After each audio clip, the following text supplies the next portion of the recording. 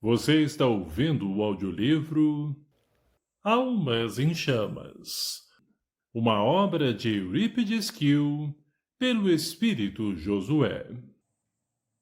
Capítulo 5.1 Temperatura elevando-se. Fogo. Primeira parte.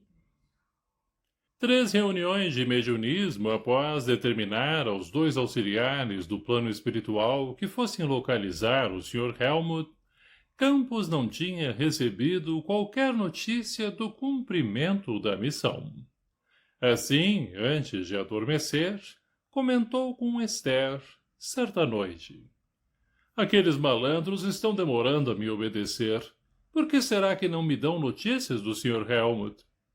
Sinto arrepios quando você fala dessas almas penadas. Contudo, seria tão bom se o Sr. Helmut ainda estivesse vivo. Foi o suficiente. Ao adormecer, tão logo se viram parcialmente desdobrados pelo sono, ambos se encontraram com os 2 espíritos a que se referiram. Encontros tais no plano espiritual entre encarnados desdobrados e espíritos afins são plenamente explicados no espiritismo pela sintonia vibratória entre eles, funcionando como fortíssimo imã que os atrai. Outro não é o motivo pelo qual os protetores espirituais sempre recomendam que, antes de adormecer, será de grande utilidade para a paz interior a leitura de uma página do Evangelho de Jesus, seguida de prece em favor dos inimigos, ocultos ou não. E aí, por que não me procuraram? O que já fizeram? E o bandido? Fomos readmitidos pelos antigos companheiros. Quanto ao pai, está em estágio pedagógico. Agora, para o bandido do filho, está sendo armada uma grande confusão, que vai dar-lhe muita dor de cabeça e prejuízo. Muito bom, muito bom. Para quando tudo isso? É sobre isso que Fogo Aceso quer falar com vocês 2. Fogo Aceso? Quem é? Onde está? Acompanhe-nos. Um tanto quanto desconfiados, Campos e Esther seguiram os 2 jovens por uma trilha. Após caminharem bastante, vencendo vários obstáculos, tais como lama, lodo e arbustos espinhosos, chegaram ao pé de um pequeno monte, em volta do qual várias barracas estavam armadas. O local era muito quente, estranhamente quente. Os visitantes foram levados à barraca maior, de cujo interior vinham estranhos ruídos e clarões esparsos, fantasmagóricos, iluminando a lona que se via que estava rota. Dali escapavam estranhos odores. Um animal medonho, metade orangotango, metade rinoceronte, farejou os 4. Esther arrependeu-se amargamente de ter ido ali. Campos, embora mais afoito, também não disfarçava o medo. Esther agarrou-se a ele. Pressentiam que algo terrível poderia acontecer a qualquer momento. O animal deu um rouco grunhido. Ato contínuo, uma mulher, vindo do interior da barraca, assomou à porta. Não teria mais que 20 anos. São eles? Dirigiu-se aos 2 jovens. Sim, senhora, são os 2 que encomendaram o serviço. Entrem. Campos e Esther mal acreditavam no que viam. Uma jovem, tão jovem, comandando tudo ali. Só de olhar para ela, já brotava medo em suas almas. Aliás, perceberam, medo em todos.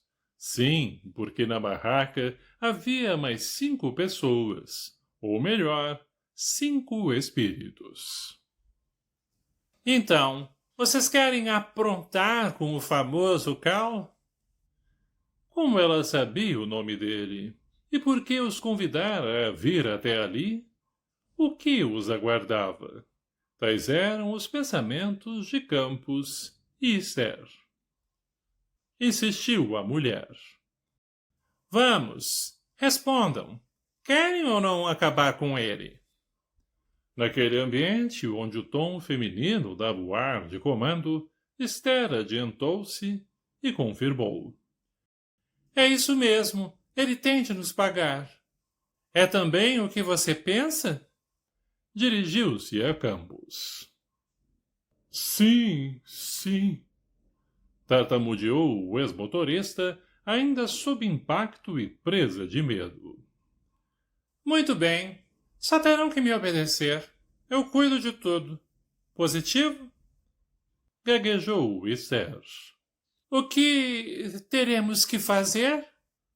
No momento certo eu avisarei. Estão dispensados. Antes, prestem bem atenção. Quem manda sou eu. Daqui para frente não mais se dirijam aqueles dois idiotas. Somente a mim. Para serem readmitidos no meu grupo, eles trouxeram-me a notícia das suas pretensões. Sumariamente, Campos e Esther foram catapultados. Um homenzarrão estava ali, no mesmo local onde estivera o monstro. Ele! Exclamou Esther, não se contendo. Isso mesmo. Quando chega algum convidado, ele se transforma no monstro por alguns instantes. Nota do médium.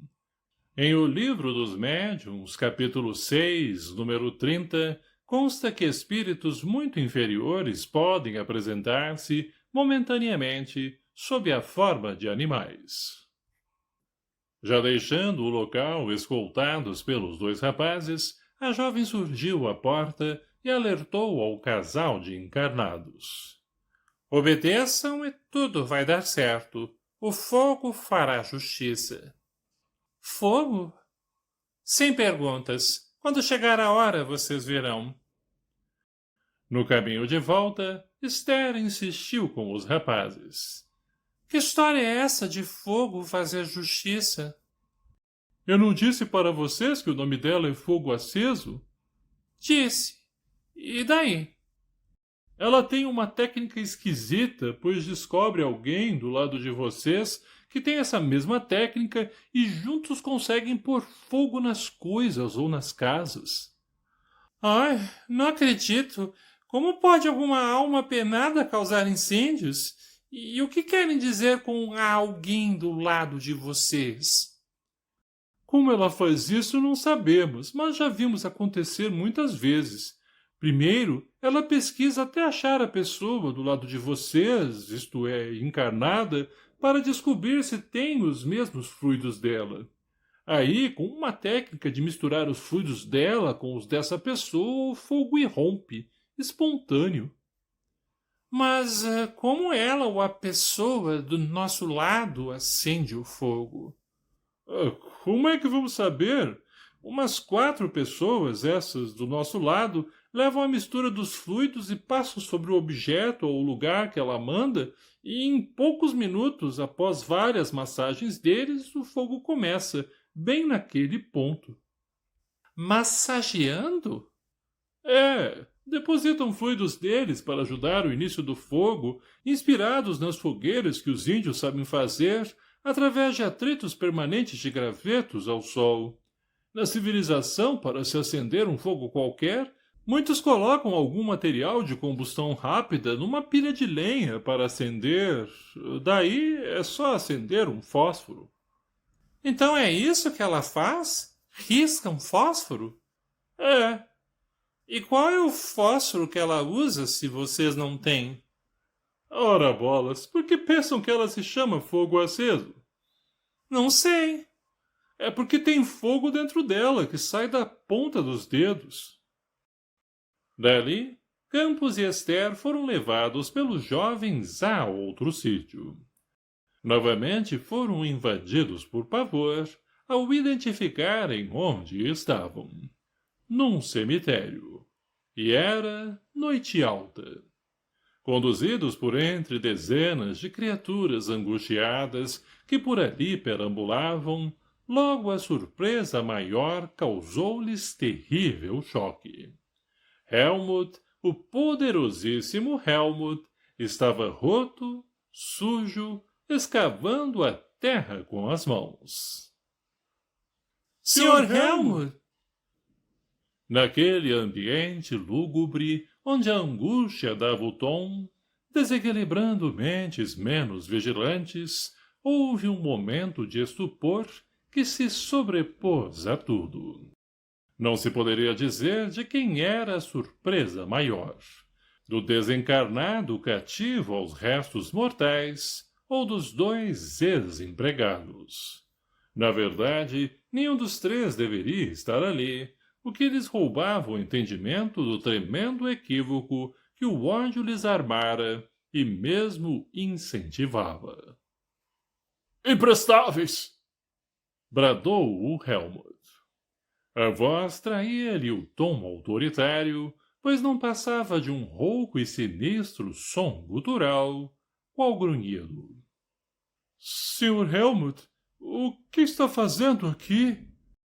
Então não vê, seu inútil? Estou tentando arrebentar essa corda que me prende lá no fundo. Referia-se o infeliz espírito ao seu cordão fluídico, já arrebentado pelo infarto, mas ainda submetendo-lhe o perispírito à forte atração magnética aos despojos físicos, já putrefatos. Posso ajudar? Idiotas, o que estão esperando? Os dois jovens nem se mexeram. E quando Campos e Esther tentaram puxar aquela espécie de corda fracamente iluminada, viscosa, de dentro da terra, sentiram um tremendo choque, como se tivessem segurado um fio elétrico energizado e sem capa de isolamento. Inúteis! Inúteis! Bradava-lhes Helmut, sem cessar. Nisso, chegou o fogo aceso. Havia seguido-os sem se deixar notar. Com ela vinham mais de 30 desencarnados sob seu comando. Determinou. Ótimo! Vocês cumpriram minhas ordens direitinho, trazendo-me até esse velho bobo. Agora é conosco. Podem se retirar. Não havia como discutir. Campos e Esther, sobressaltados ante os olhares irados dos espíritos que ali estavam, tiveram que se afastar, e bem rápido. Iam já se distanciando, quando olharam para trás e viram que fogo aceso parecia mesmo estar incendiada, pois abraçou o Helmut. Em seguida, 6 auxiliares, com as mãos dadas em círculo em volta do sinistro casal abraçado, começaram a rodar, rodar. Campos e Esther não acreditavam no que estavam vendo. No interior da terra subiam pequenas labaredas que logo se incorporavam nas que se desprendiam de fogo aceso. Algum tempo depois, Helmut estava livre daquele laço infernal que o prendia à terra. Triste ilusão. O cordão prateado é de uma engenhosidade sublime, agindo como poderosa proteção aos encarnados, possibilitando-lhes a bênção do deslocamento espiritual a grandes distâncias, rotineiramente, pelo solo. Por terrível engano, com tanto afinco muitos homens entregam-se aos prazeres sensuais ou a outros enganosos êxtases do mundo, particularmente às mordomias do dinheiro ou do poder. Para logo, precipitam seu retorno ao plano espiritual, onde chegam tão jungidos à materialidade que não conseguem desligar-se do corpo físico, fácil desmesurado apego às posses e posição social. Nesse momento, agravando o fato, obsessores especialistas em escravização apresentaram-se e, num fatídico paradoxo, dão a liberdade a quem assim está cativo.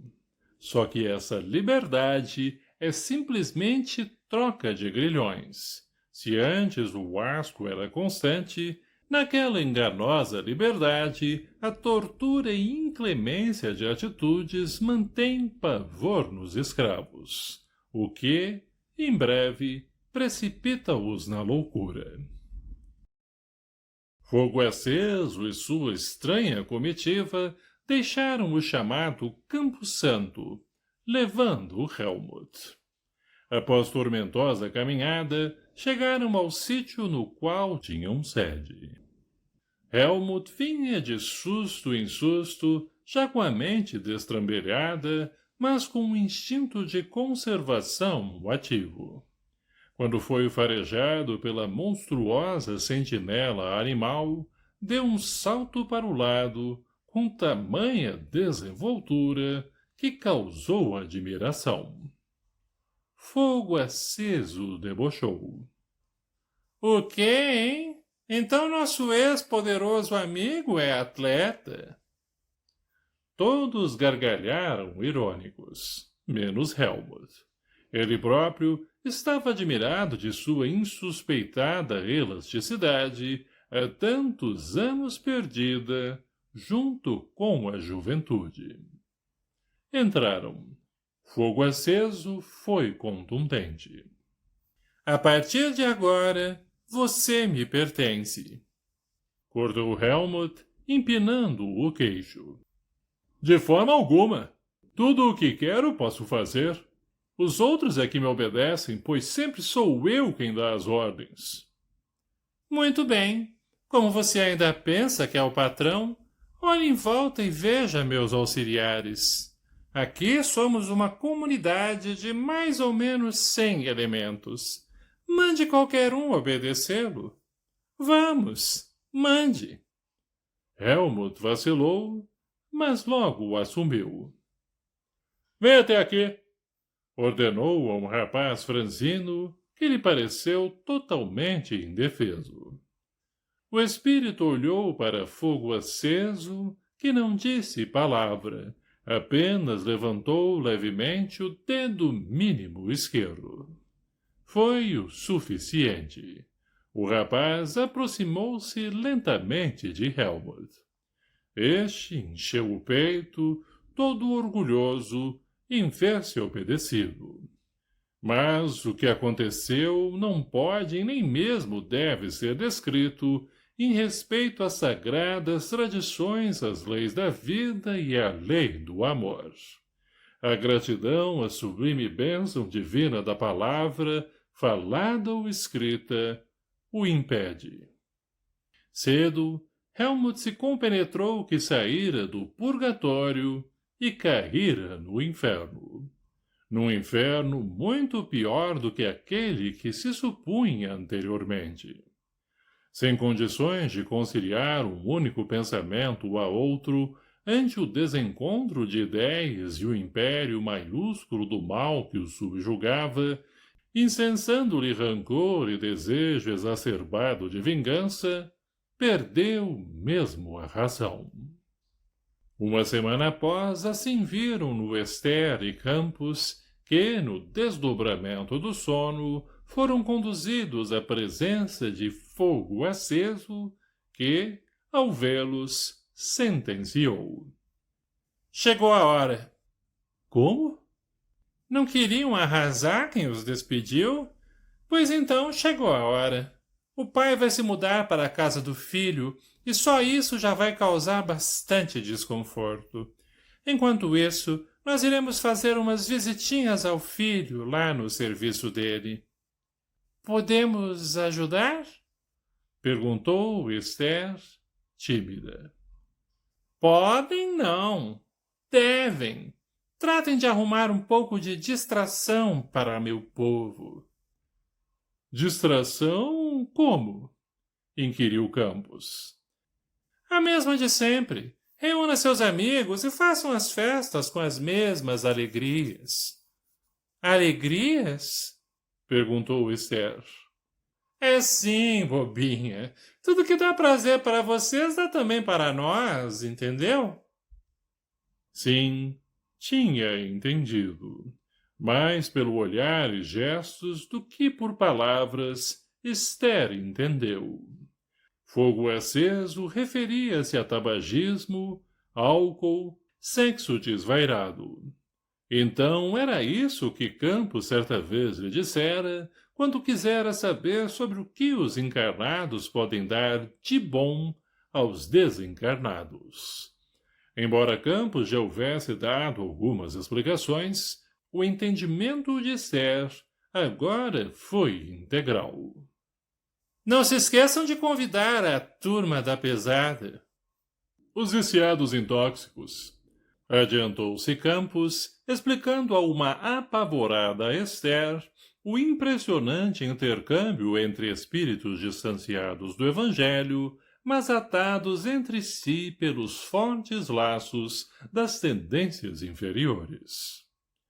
Campos, mesmo ali no plano espiritual, mostrava-se um fiel decodificador de murmúrios e palavras soltas, como no tempo em que servia ao ex-poderoso Sr. Helmut, que a tudo ouvia, encorujado num canto da barraca. Já à saída, como havia acontecido quando chegaram, a sentinela animal não lhes causou o menor temor, pois nem mesmo quis farejá-los. Aliás, sem causar qualquer surpresa a ninguém, ali não tardou em reassumir sua aparência real de um homem zarrão mal encarado. Entre os dois encarnados e aqueles espíritos todos já havia o triste laço de união, equalizando-lhes as vibrações pela lei de sintonia. Quase um ano após a desencarnação de Helmut, Carl e Cássia retornaram da Europa e Estados Unidos, onde haviam passado um mês, visitando a matriz da fábrica que se associara à H&H, fornecendo tecnologia para sua nova fábrica de caminhões e ônibus. Em troca dessa tecnologia, as fábricas da Europa e dos Estados Unidos teriam a exclusividade na importação e comercialização daqueles veículos pesados.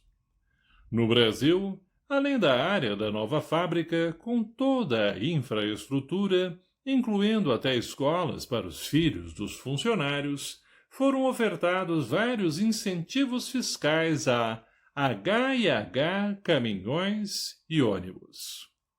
O local escolhido foi mesmo aquele que Cássia sugerira a Cal. Recompensando as concessões, as indicações de preenchimento dos principais cargos no nível de gerência naquela cidade, foram ofertadas gentilmente por Cal às autoridades locais. Milênio, para suma alegria, foi designado o administrador-geral da construção, que logo iniciou. Quando pronta a obra, seria mantido na mesma, porém sendo promovido a diretor de recursos humanos. Sua família ficou na capital e, quando podia, ia visitá-lo. Nilce, a esposa, argumentou com ele que, se mudarem para o interior naquela época do ano, seria prejudicial a Tom, o filho, preparando-se para ingressar na faculdade. Milênio, zeloso até demais, trocou o conforto do hotel em que se hospedara pela rusticidade do canteiro de obras, onde improvisaram um tosco gabinete, inclusive com cama para pernoite. Com isso, visava manter a ordem dos trabalhadores da construção e, simultaneamente, evitar furtos de material. Andava sempre com muitas caixas de fósforos. Várias vezes levantava-se no meio da noite e, sorrateiro, fazia ronda pelo acampamento. Numa dessas incertas, como denominava suas inopinadas caminhadas em meio às madrugadas, o Lalau, um cão vira-lata que se instalara inarredavelmente por ali, rosnou de forma invulgar. Esse cão, dócil e muito esperto, eleger o acampamento como lar e adotar a Mirênio como seu dono. Se o cão está percebendo alguma normalidade, é bom acautelar-me, pensou Mirênio, ficando à espreita. Lalau começou a uivar, e isso acordou muitos trabalhadores. Hoje é sexta-feira. Será que esse bicho veio alma do outro mundo? Comentavam alguns homens, irritados com o animal. Como o cão se aquietasse, foram todos dormir. Uma semana após, estando já esquecido aquele episódio, ele repetiu-se, só que agora sem Mirênio estar de pé. Outra vez alguns homens se levantaram, chateados com o cão, lanternas acesas. Esse animal só fica inquieto nas sextas-feiras. Mirênio também levantou-se e, ao chegar perto do cachorro, assustou-se de ver como ele estava com os pelos em pé, arrepiadíssimo e rangendo as poderosas mandíbulas. Lá! Lá! Como chamava. O que está acontecendo? O cão, todo arrepiado, dirigiu-se à porta do almoxarifado número 1. Alguns homens entenderam na hora. Pegaram um pedaço de pau pelo chão e seguiram o animal, imaginando que um ladrão talvez estivesse no interior do almoxarifado. Mirênio, o único que tinha a chave da porta daquela dependência, foi até seu aposento e apanhou-a. Veio até a entrada e, quando ia abri-la, ouviu-se ruídos de materiais sendo quebrados. Mirênio, cautelosamente, abriu o almoxarifado sob proteção de alguns peões. Assustaram-se todos ante o que os focos das lanternas iluminaram e que logo que a luz foi acesa pôde ser constatado melhor. Várias caixas com material hidráulico estavam jogadas pelo chão, vários sacos de cal tinham sido rasgados e muitas lâmpadas estavam quebradas.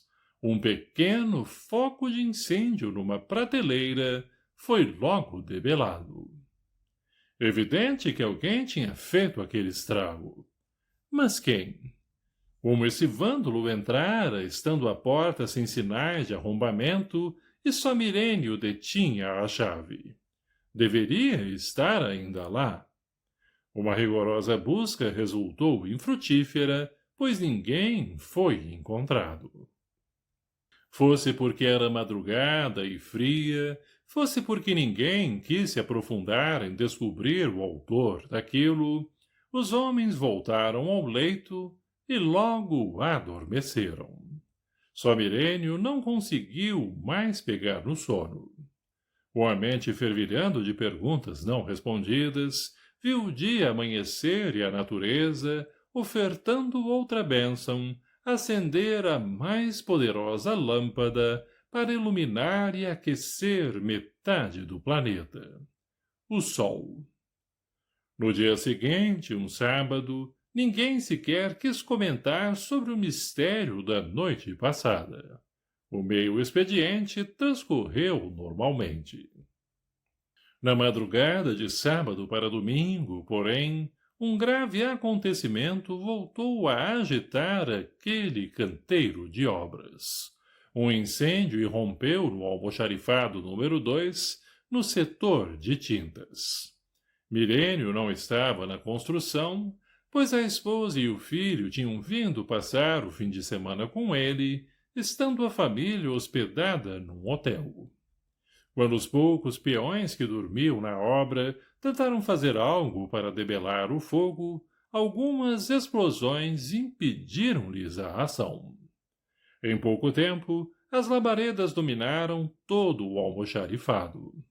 Nada pôde ser feito para apagar as chamas, cada vez mais intensas. Quando os bombeiros chegaram, Só restou-lhes impedir que o incêndio se propagasse pelo resto da construção, pois os 2 almoxarifados haviam sido rapidamente consumidos pelas chamas. Embora o seguro cobrisse os prejuízos, grande foi a perda de tempo, atrasando o cronograma das obras. Milênio fez questão absoluta de acompanhar as investigações oficiais que buscaram identificar a causa do incêndio e que, ao fim de exaustivas análises, proclamaram que fora espontâneo. Inquiriu energicamente aos bombeiros. Mas como espontâneo?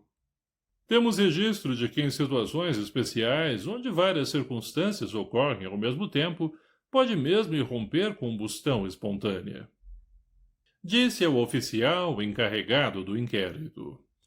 Então que o senhor nos diga quais são essas situações especiais para que, de futuro, possamos evitar novos incêndios.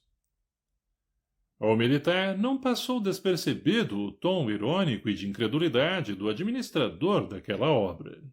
Respondeu com a serenidade de quem já enfrentou situações muito mais adversas. Pois não, quando um composto se une ao oxigênio liberando calor, temos a combustão.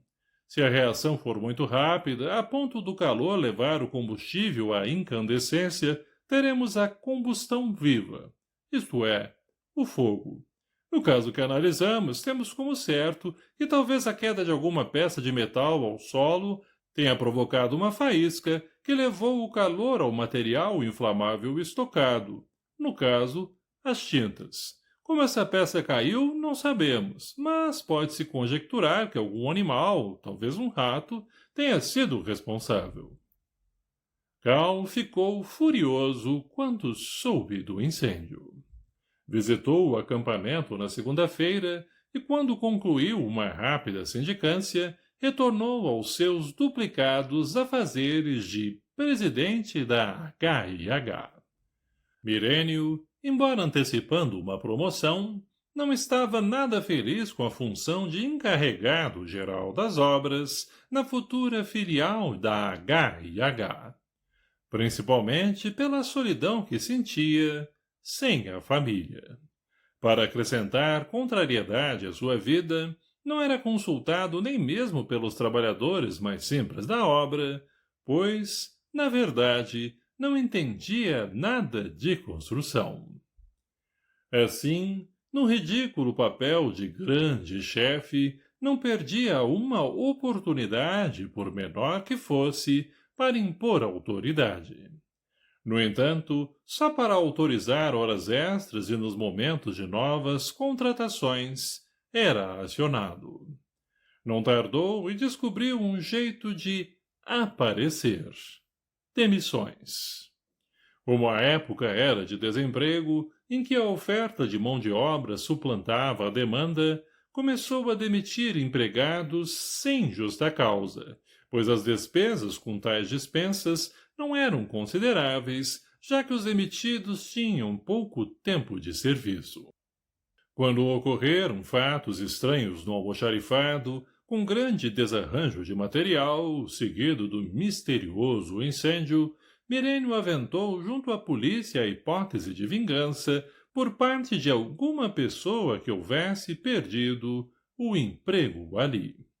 Investigações policiais não conseguiram comprovar tal hipótese, mas sim desencadear uma onda de revolta por parte dos investigados, todos inocentes.